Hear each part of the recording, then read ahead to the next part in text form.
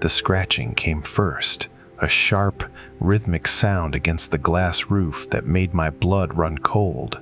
Then the world shattered. A massive oak branch tore through my greenhouse with the violence of a meteorite, turning my sanctuary into a twisted cage of shattered glass and iron. I stood in the darkness, clutching an old iron spade, my breath hitching as I realized I wasn't alone. Just feet away, a massive bobcat was pinned beneath the timber. His eyes, the color of burning amber, didn't hold the hunger of a hunter. They held a desperate, silent plea for mercy. Then what I saw in his thick, matted fur that truly stopped my heart. Iridescent blue petals. A flower that, according to every botanical textbook I had ever read, hadn't been seen in these mountains for over a century. In that moment, I realized this predator hadn't come to my door looking for a meal. He was a messenger, carrying the dust of a world we all thought was lost forever. We were an impossible pair. A woman who had forgotten how to live, and a wild guardian who refused to let his kingdom die. To protect the secret ravine he called home from the bulldozers already roaring at the edge of the property, we had to form a bond that defied every law of nature. I had to learn to trust the wild, and he had to trust the very creature he had every reason to fear. This is the story of how a wounded beast saved my soul, and how together we stood against the world to protect a miracle hidden in the shadows. Let me tell you how it all began. The rain didn't just fall. It hammered against the Victorian glass roof of Sarah's sanctuary like 1,000 tiny fists trying to break in. Inside, the air was thick with the scent of damp earth and peppermint geraniums, a humid embrace that usually made Sarah feel safe. But tonight, the storm felt personal. She adjusted the heater controls with trembling fingers, trying to ignore the way the old oak tree outside groaned in the wind, its branches scraping against the panes like skeletal fingers seeking purchase. For 3 years, Sarah had preferred the company of photosynthesizing leaves to people. But as the lights flickered and died, plunging the greenhouse into a gray gloom, she felt the crushing weight of her isolation. She stood frozen in the dim light, listening to the cacophony of the gale. This greenhouse was more than just a building to Sarah. It was her fortress against a world that had become too loud and too demanding. After the university had let her go, or rather, after she had walked out in the middle of a lecture, unable to breathe, she had retreated to her grandmother's old property. Here, the plants didn't ask for explanations, the ferns didn't care about her failures, and the orchids didn't demand eye contact. She walked down the narrow central aisle, trailing her hand over the velvet leaves of a prayer plant, grounding herself in the tactile reality of nature. But nature was not always gentle. The storm outside was a chaotic beast, tearing at the shingles of her cottage and rattling the aluminum frame of the greenhouse. Sarah checked the thermometer again. If the glass broke, the sudden drop in temperature would kill her collection of rare tropicals within hours. She grabbed a heavy canvas tarp from the storage bench, thinking she might need to cover the most delicate specimens. As she moved toward the back of the structure, a flash of lightning illuminated the backyard, turning the night into a stark, white photograph for a split second. Sarah gasped and dropped the tarp. In that brief flash, she had seen something near the foundation of the greenhouse.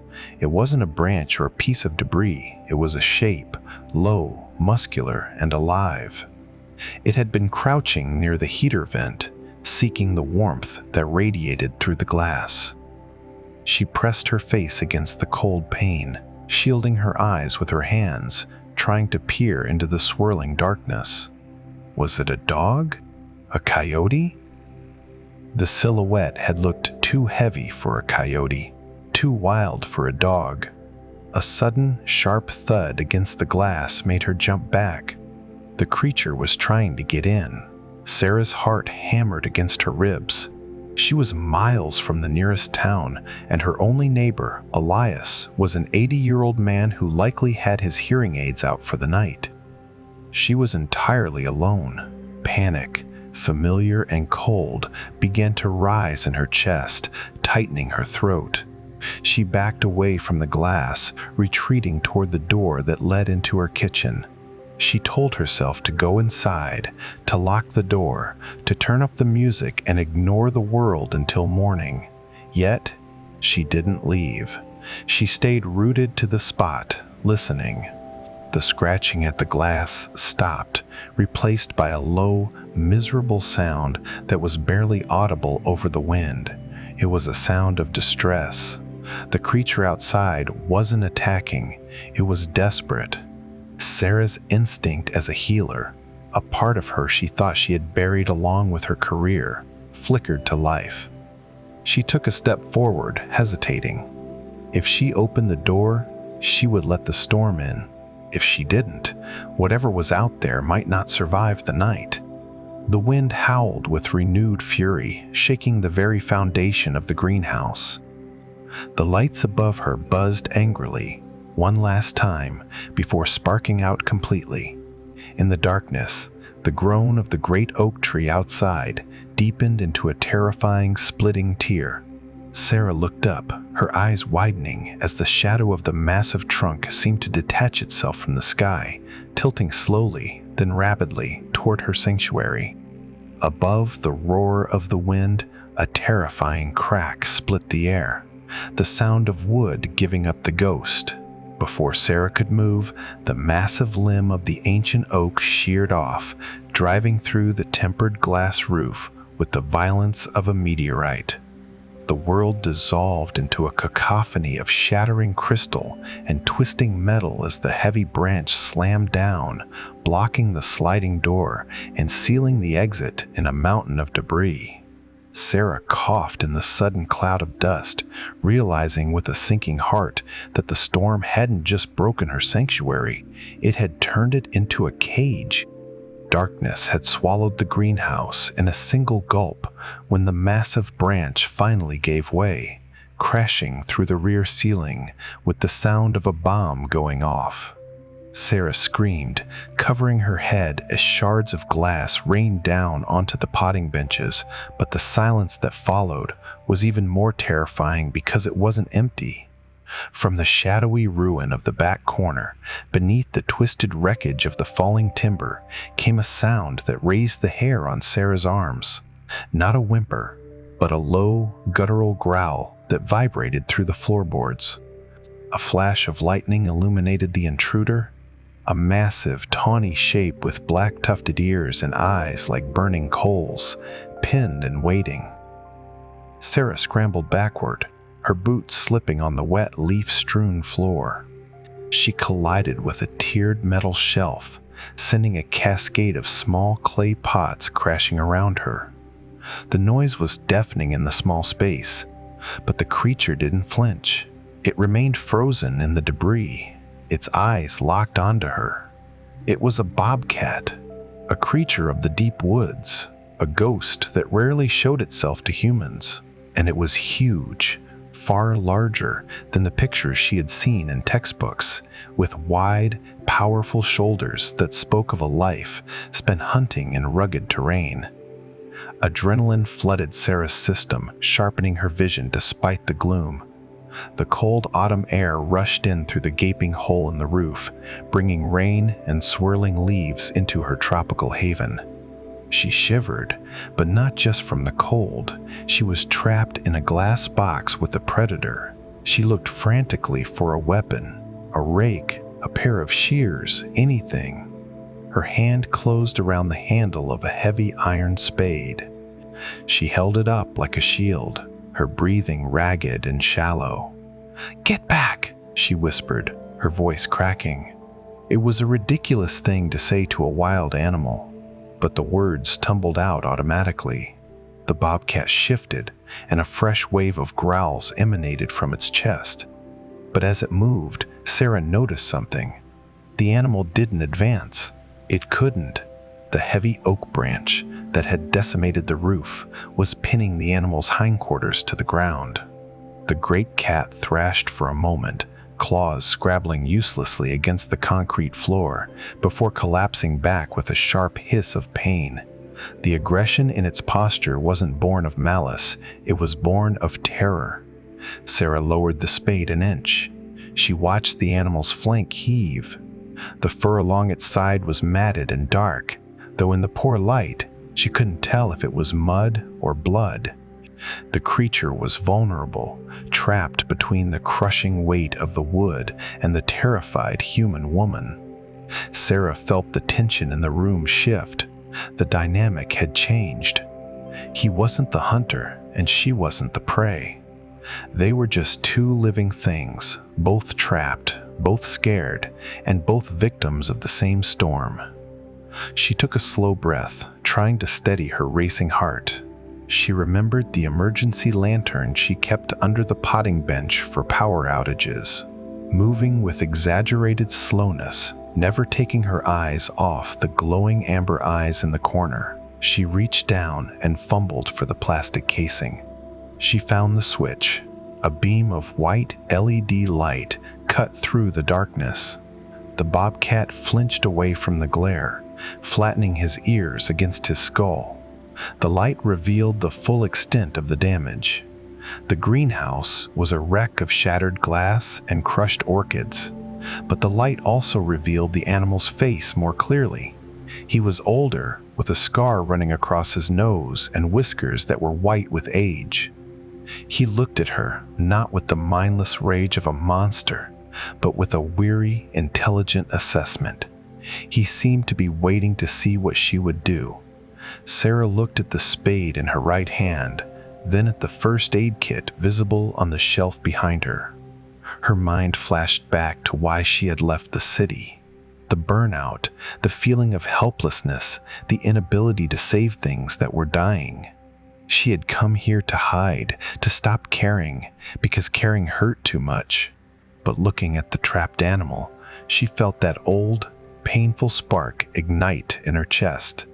She couldn't leave him to suffer. Not here. Not in her sanctuary. Sarah's hand hovered over the heavy iron spade she used for potting, her knuckles white. But as the lightning flashed again, she saw the animal's flank heave with a ragged, pained breath, and the menacing growl dissolved into a low, pitiful whine. He wasn't hunting. He was asking for help in the only language he knew. Slowly, deliberately, Sarah lowered the spade and reached instead for the first aid kit she kept under the sink, her fear giving way to a sudden, fierce need to see what lay beneath that crushed timber. Morning broke with a pale, bruised light that filtered through the shattered panes, illuminating the wreckage of what used to be the orchid station. The bobcat was still there, exhausted and panting, his heavy head resting on his paws while he watched Sarah with a gaze that held more intelligence than aggression. As she crept closer, holding a bowl of water like a peace offering, she saw the extent of his jagged leg wound, but it was something else that made her heart stop. Tangled deep in the thick, mud-caked fur behind his ears were burrs and petals of a shocking, iridescent blue, a color that didn't exist in the gray woods surrounding her property, a color she hadn't seen since her university textbooks. Sarah knelt on the cold tiles, her knees protesting the hard surface, but she barely felt the discomfort.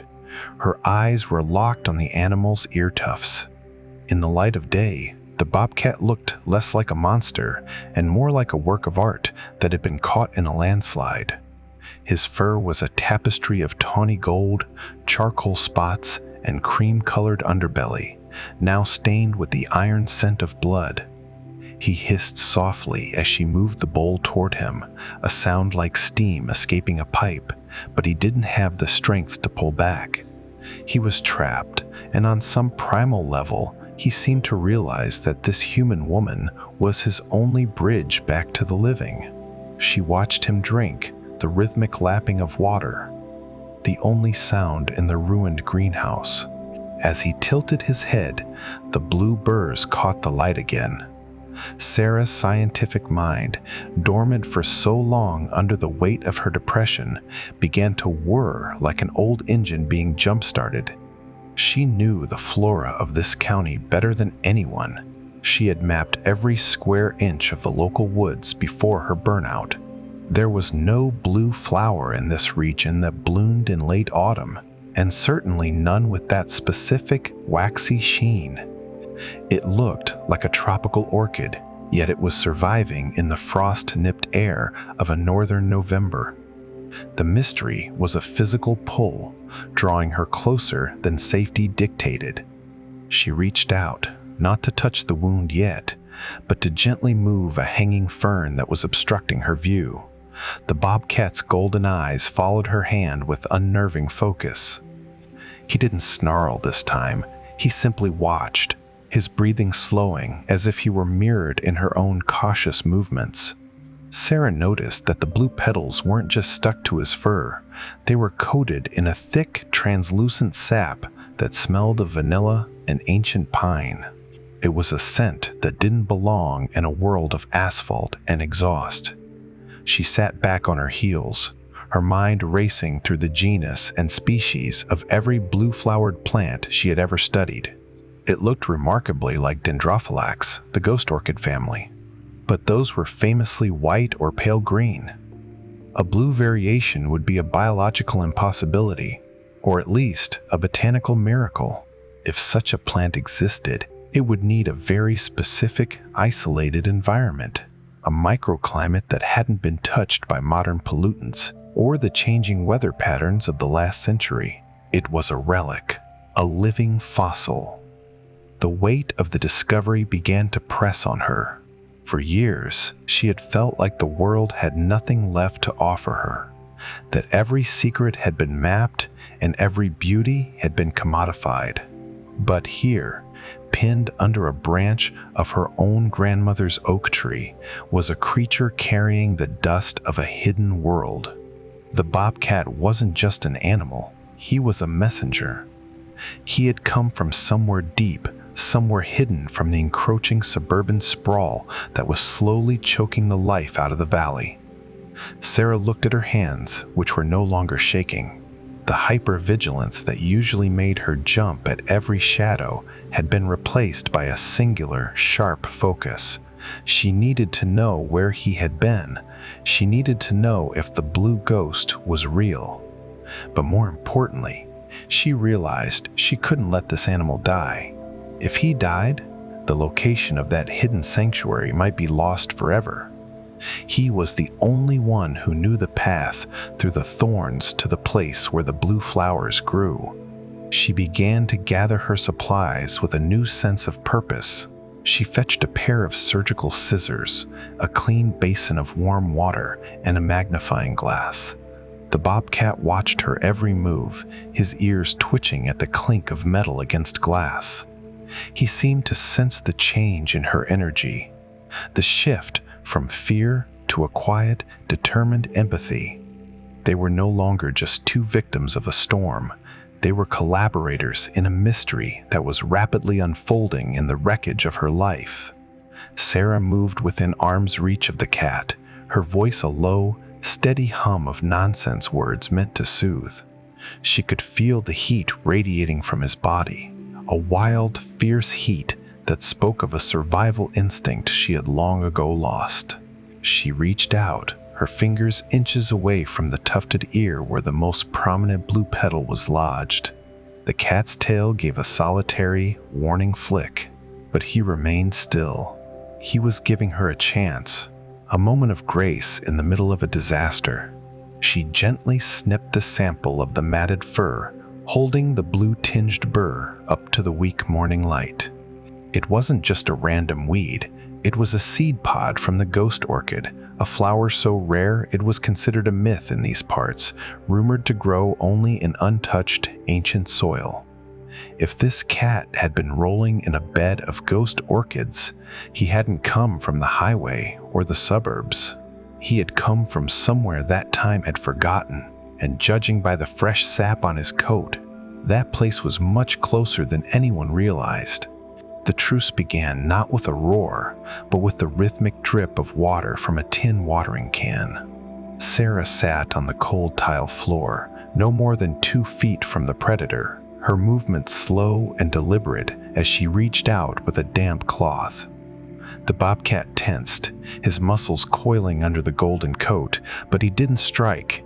He seemed to weigh the pain in his trapped leg against the intent in her eyes.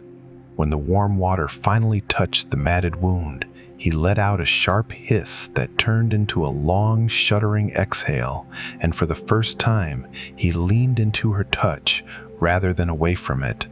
As she worked, Sarah began to talk. She didn't talk about the cat or the storm, she talked about herself. She told him about the day she realized she couldn't go back to the university, about the way the walls of her apartment had felt like they were closing in, and how the only thing that made sense anymore was the silent growth of green things.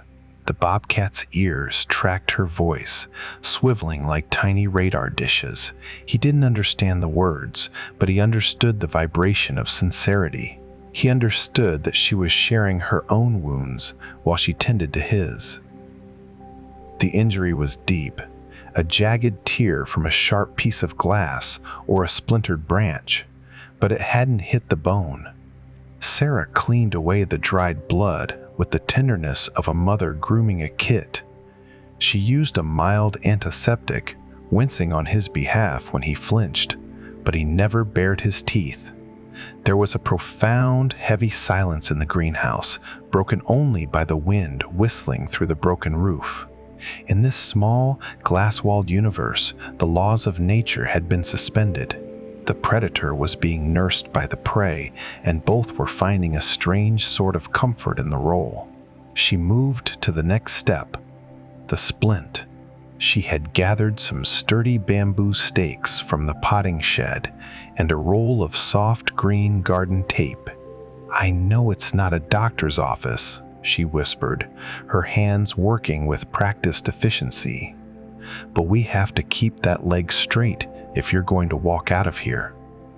The bobcat watched her bind the bamboo to his leg, his amber eyes wide and curious.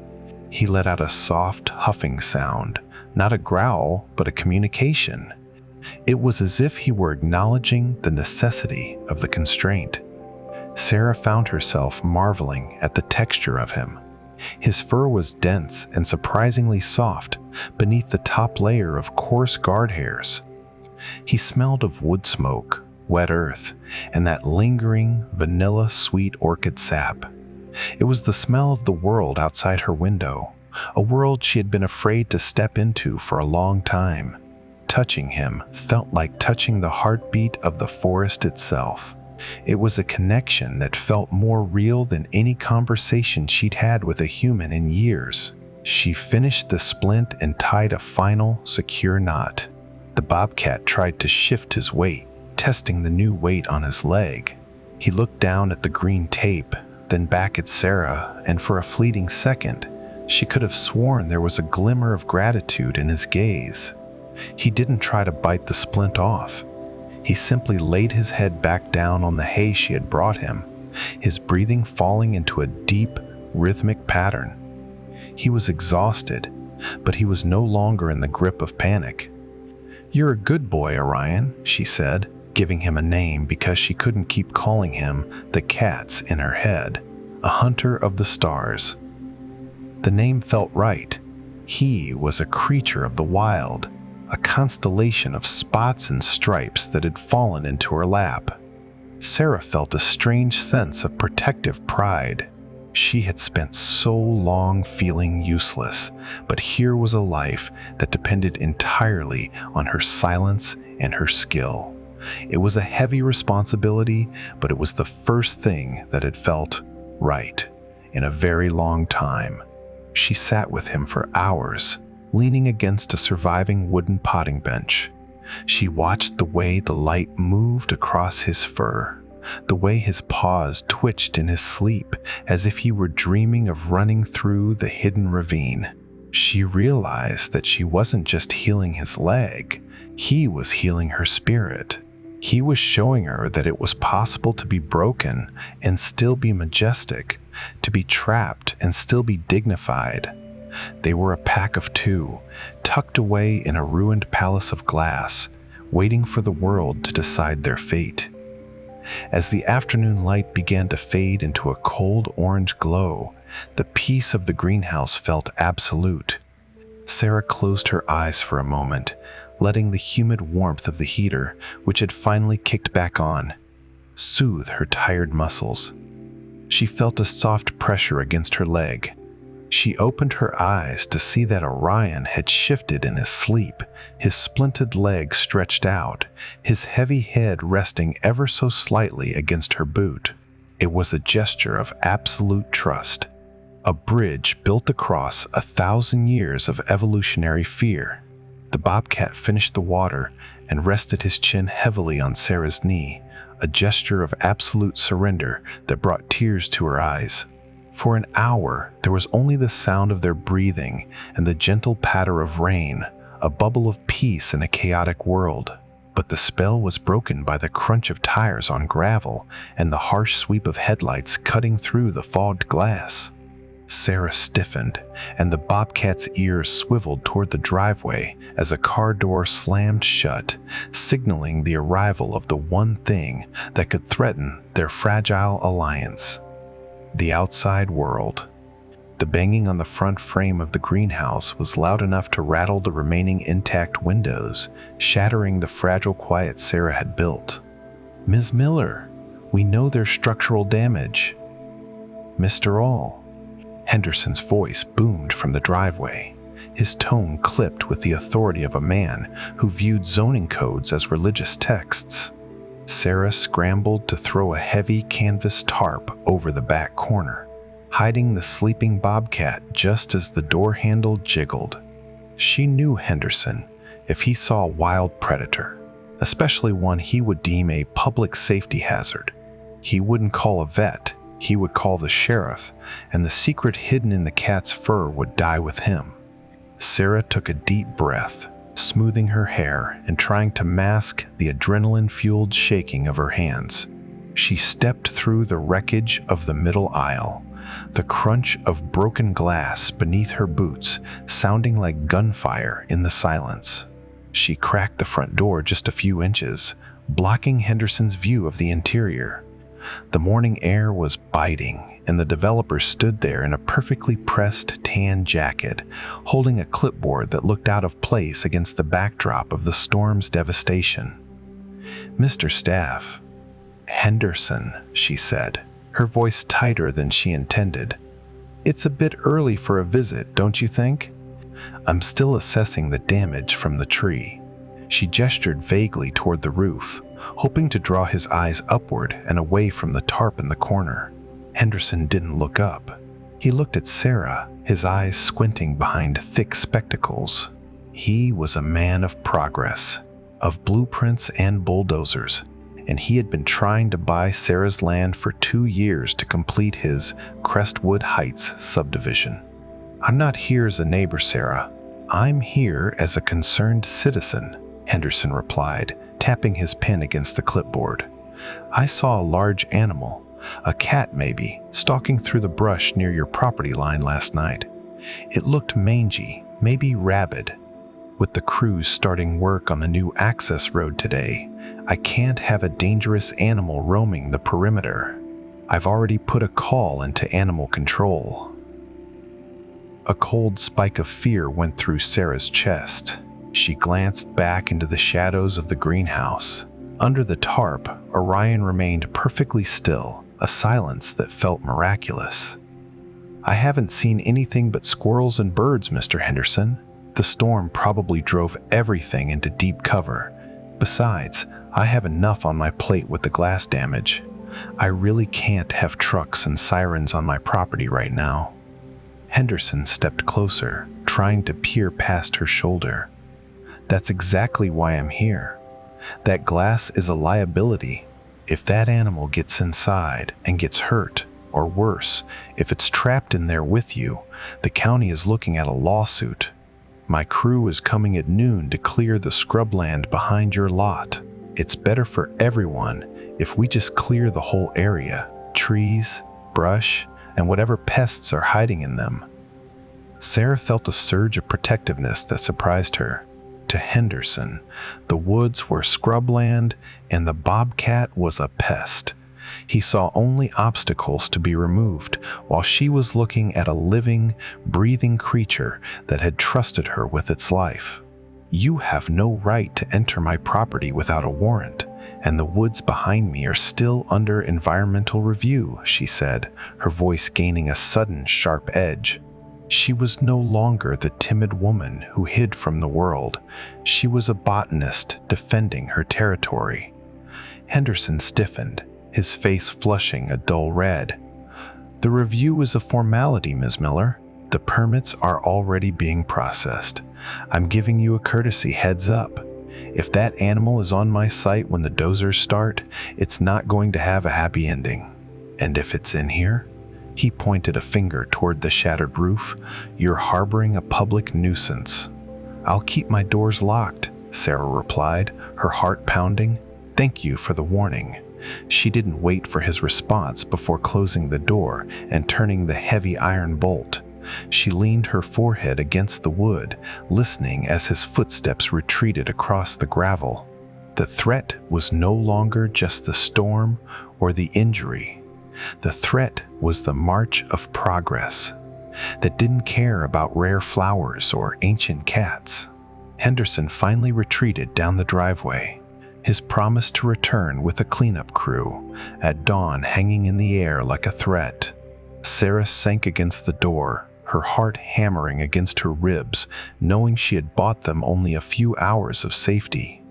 She looked back at the bobcat, who was struggling to stand on his splinted leg, and then down at the map on her phone, where a large red zone marked "Future Development" covered the woods behind her house. If the bulldozers started clearing the brush tomorrow morning, they wouldn't just kill a few trees.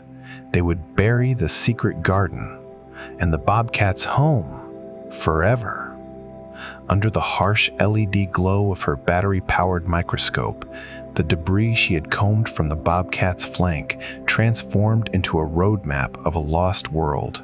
Sarah adjusted the focus knob, her breath catching in her throat as the magnified image revealed the distinct, hooked structure of Dendrophylax lindenii seeds mixed with ancient limestone dust and heavy clay. These plants required a specific, humid microclimate that had been drained from this county 50 years ago to build subdivisions. She looked up from the lens to the bobcat, who was watching her from his bed of hay, and realized he wasn't just a stray. He was a traveler who had walked out of a ghost story. The science was undeniable. These seeds were fresh, and the blue pollen grains she found clinging to the sample were still viable. She pulled a dusty leather-bound volume from her shelf, a survey of the county's flora from 1924. As she flipped through the yellowed pages, she found a handwritten note in the margins of the section on rare orchids. Local legend speaks of the blue ghost, found only where the limestone breathes. It sounded like poetry, but to a botanist, it was a geological clue. Where the limestone breathes referred to sinkholes or karst formations, deep ravines where underground caves exhaled cool, moist air. Sarah walked over to the large wall map she had used back in her university days. She traced the topographic lines with her finger. Most of the land behind her house was flat or gently sloping, perfect for Henderson's cookie-cutter houses. But as she moved her finger toward the north, she saw a strange, tight cluster of lines where the elevation dropped sharply.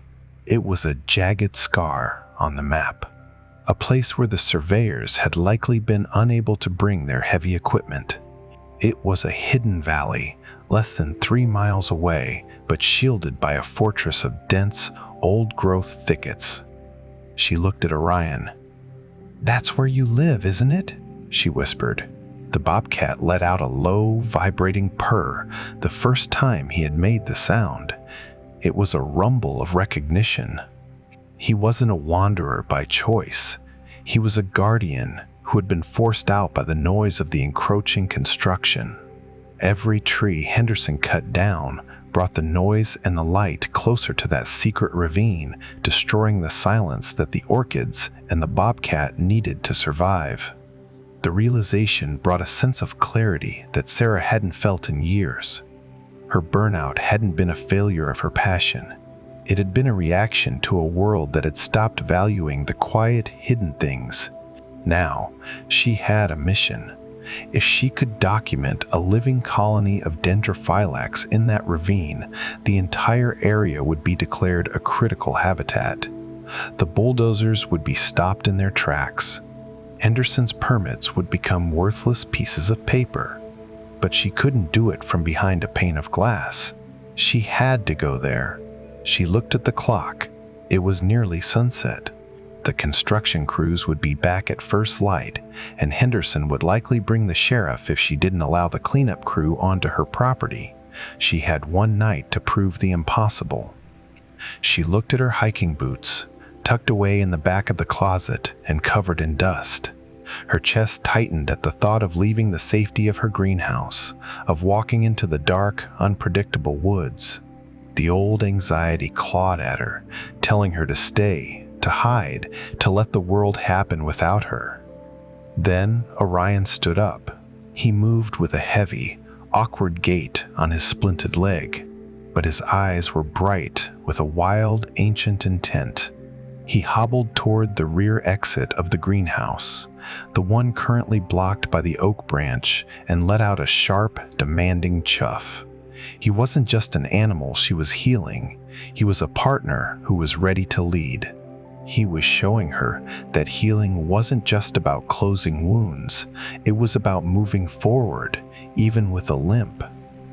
"I can't clear the branch on my own," she muttered, looking at the massive trunk of the oak tree. Her mind raced. She needed someone with the tools and the local knowledge to help her navigate the terrain and bypass Henderson's security. She needed someone who wouldn't ask too many questions, but who cared enough to listen.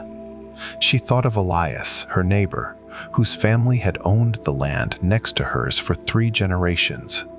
She grabbed her phone, her thumb hovering over the contact list. Her heart was racing, not with panic this time, but with a strange, forgotten fire. She was a scientist again. She was a protector.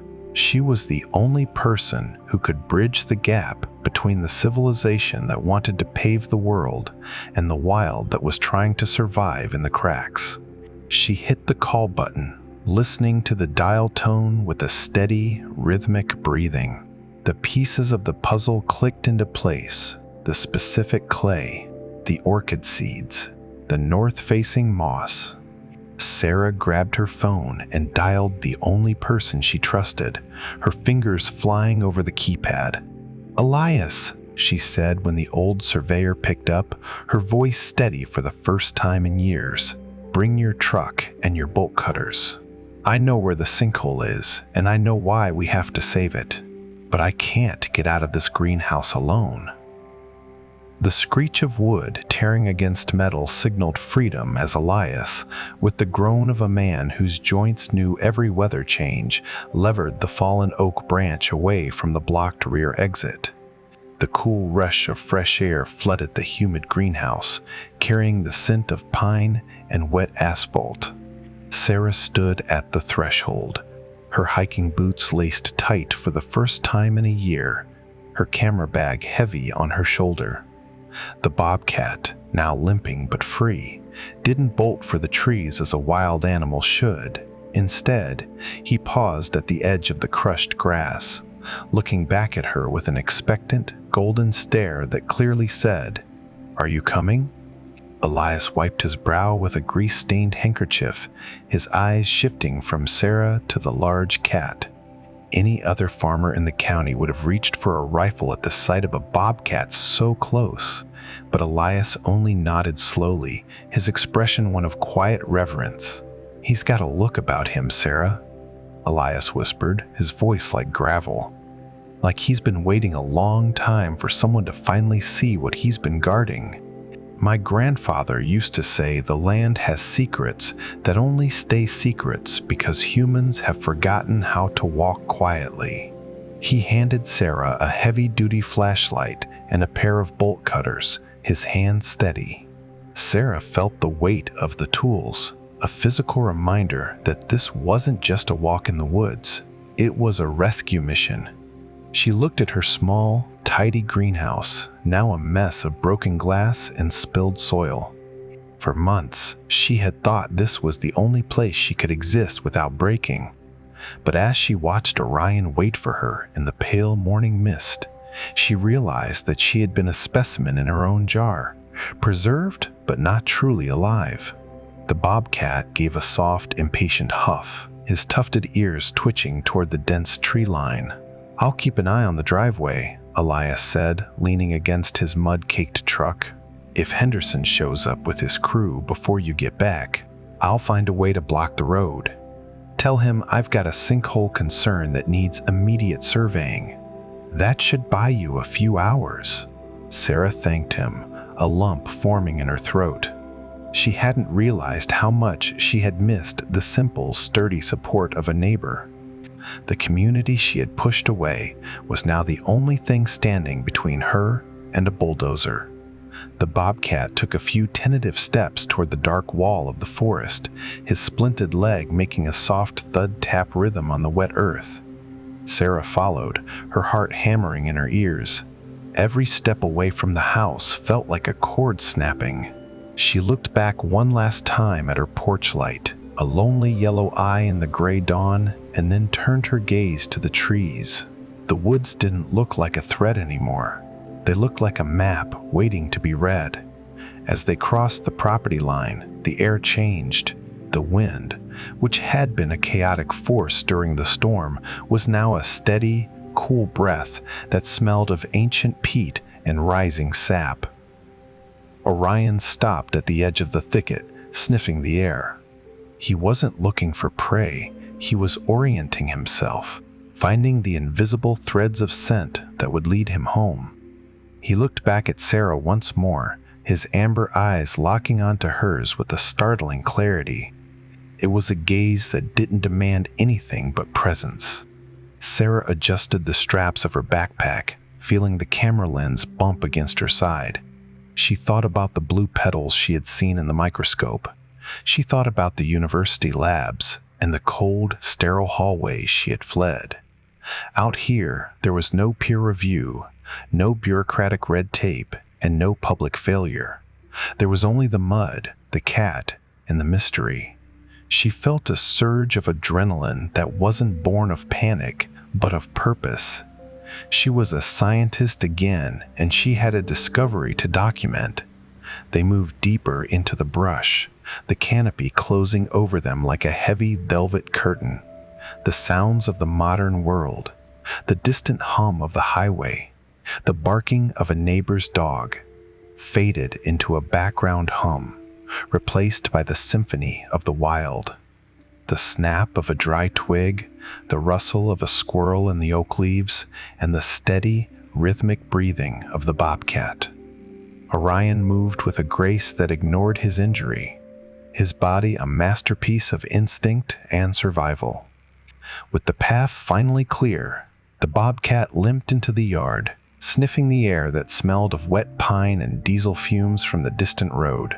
He took 3 steps toward the forest, then stopped and turned his massive head, his golden eyes locking onto Sarah's. He let out a short, sharp chuff, a command, not a question. Sarah looked at her safe, warm cottage, then at the wild, dark woods, and made her choice. She zipped her jacket, stepped over the threshold, and followed him into the unknown. Sarah's boots sank deep into the leaf litter, the mud trying to claim her ankles with every step as she struggled to keep pace with the bobcat's deceptively fast limp. They had moved beyond the property line, past the no trespassing signs of the development zone, and into the dense, tangled scrub that everyone in town assumed was empty wasteland. The woods here felt older, the canopy knitting together so tightly that the sky became a mosaic of gray and green, dampening the distant roar of Henderson's bulldozers. Sarah's lungs burned and her anxiety spiked with every snapping twig, but the bobcat moved with a silent, regal certainty, leading her down a deer trail that didn't appear on any of her surveyor maps. Her muscles ached, a sharp protest against the sudden physical demand, but she refused to stop. She watched Orion's back, the way his fur rippled as he navigated over fallen logs and through narrow gaps in the brush. He was an active agent of her salvation, a guide who seemed to understand that time was their enemy. Every few minutes he would pause and wait for her to catch up, his head cocked to the side, listening for the sounds of the encroaching machinery. He was choosing her presence over his own speed, a deliberate act of partnership that kept her moving. The forest grew stranger as they climbed a low, rocky ridge. The familiar maples and oaks gave way to stunted, moss-covered cedars and ancient hemlocks that seemed to groan under the weight of their own history. The ground was no longer just dirt and leaves. It was a complex landscape of limestone outcrops and deep, fern-filled crevices. Sarah realized she was entering a pocket of the world that had been shielded from the wind and the sun for centuries. The humidity rose, and with it came that familiar, vanilla-sweet scent of the ghost orchids, stronger now, pulling at her like a physical tether. She reached out to steady herself against a tree trunk, her hand sinking into a thick carpet of emerald moss. The texture was cold and damp, a sensory shock that grounded her. She looked at her GPS, but the signal was weak and bouncing wildly. They were in a dead zone, a place where the modern world's technology couldn't reach. It was terrifying and liberating all at once. She realized that Henderson's surveyors had probably stayed on the ridges, never venturing down into the jagged, difficult terrain where Orion was leading her. They had missed the treasure because they were too focused on the flat land. Suddenly, Orion stopped. He went perfectly still, his body low to the ground, his ears flattened. Sarah froze behind him, her breath catching. From the valley below came the low, rhythmic thud of a hydraulic hammer. The construction had begun. They were destroying the buffer zone, the outer wall of the sanctuary. The sound was a violation, a metallic heartbeat that didn't belong in the silence of the hemlocks. Orion let out a low, mournful growl, a sound of grief that vibrated through the very soles of Sarah's boots. "We're almost there, Orion," she whispered, though she wasn't sure if she was comforting him or herself. "We just have to get the proof, just a little further." She felt a fierce, protective anger rising in her. This wasn't just about plants.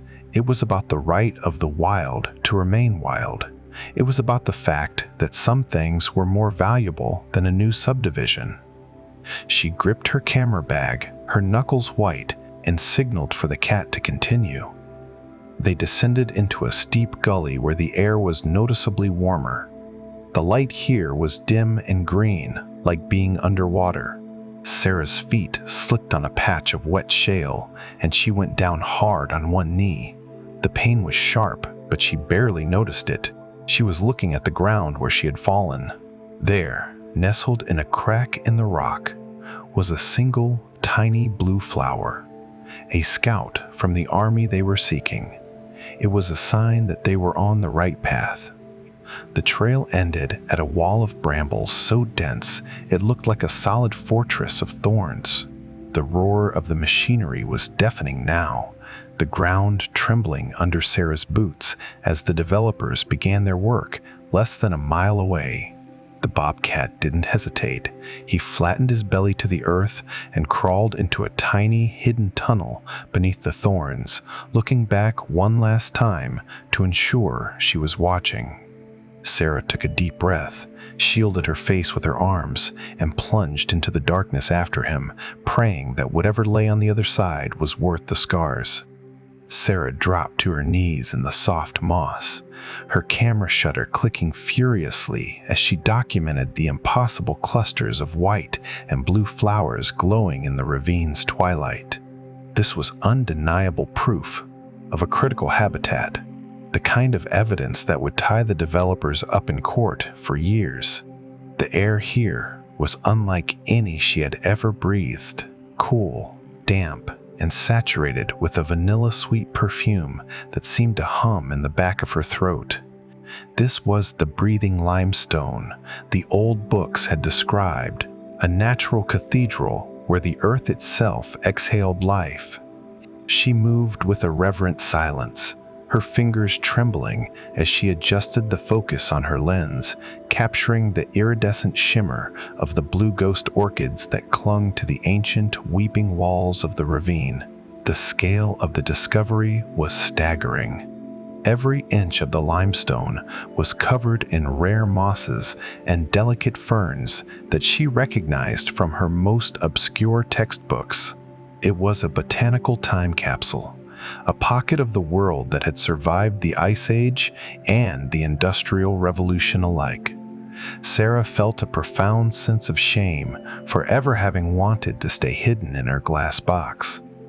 The world wasn't just a place of loud noises and failures. It was a place of quiet miracles that required people like her to speak for them. She wasn't just a burnt-out teacher anymore. She was the witness to a hidden kingdom, and she had been brought here by a creature who had lost his voice but found his way. Orion moved through the sanctuary with the ease of a king returning to his throne. Despite the splint on his leg, he seemed to gain strength with every step he took on the ancient moss. He didn't pace or growl. He simply sat by the edge of a crystal-clear pool that collected at the base of the limestone cliff. He looked at the water, then at Sarah, his golden eyes reflecting the soft, green light of the canopy. In that moment, the predatory edge of the bobcat seemed to soften into something regal and stoic. He had done his job. He had brought the one person who could protect this place, and now he was simply existing in the peace he had fought to return to. The tranquility was punctured by a sudden, jarring vibration. From above the rim of the ravine, the sound of a chainsaw ripped through the air, followed by the heavy, metallic thud of a falling tree. Henderson's crews were close. They were at the very edge of the ridge, unaware that they were about to bulldoze a biological treasure. Sarah felt a surge of cold fury. The contrast between the fragile beauty of the orchids and the blind, mechanical hunger of the machinery was unbearable. She realized that documentation wouldn't be enough if the trees were gone before she reached a phone. She had to act now, and she had to be loud. She began to photograph Orion as he sat among the orchids. It was the money shot, the charismatic megafauna in its critical habitat. No judge in the country could ignore a photo of a wounded, protected predator guarding a field of extinct flowers. Her heart pounded as she captured the way his black tufted ears framed the blue petals. This was more than science. It was a story of survival. She felt the weight of her responsibility shifting from a burden to a shield. She was no longer afraid of the conflict. She was energized by it. The anxiety that had paralyzed her for years had been burned away by a singular, fierce purpose. As she worked, she noticed Orion's ears swivel toward the noise. He didn't flinch. He looked at her, his posture steady and calm, as if he were lending her his own wild courage. Sarah realized that the truce they had formed in the greenhouse was the foundation of everything that was happening now. He had trusted her to fix his body, and now he was trusting her to fix his world. It was a bond that challenged every logical rule she had ever learned about animal behavior. It wasn't magic, but it was a deep pattern recognition of safety and mutual need that felt just as powerful. She checked her camera's memory card, ensuring she had dozens of backups. She took photos of the limestone veins, the water quality, and the specific soil composition. She worked with a frantic, methodical precision, her mind mapping out the legal arguments even as her eyes marveled at the beauty. This was the Lost Garden, and she was its first and final defender. She knew that once the authorities saw these images, the scrubland would be rebranded as a national treasure. Henderson would be stopped, not by a villain-driven conflict, but by the undeniable weight of the law and the beauty of the land itself. The sun began to dip lower, casting long golden fingers of light into the ravine, making the blue orchids glow as if they were lit from within. The vanilla scent grew even more intense, a heady fragrance that felt like a blessing. Sarah felt a strange, quiet peace settle over her. She was cold. Her knee was throbbing, and she was miles from a warm bed, but for the first time in years, she felt like she was exactly where she was supposed to be. She looked at Orion, who had finally allowed himself to lie down, his head resting on a bed of soft clover. Sarah dropped to her knees in the soft moss, her camera shutter clicking furiously as she documented the impossible clusters of white and blue flowers glowing in the ravine's twilight. This was undeniable proof of a critical habitat, the kind of evidence that would tie the developers up in court for years.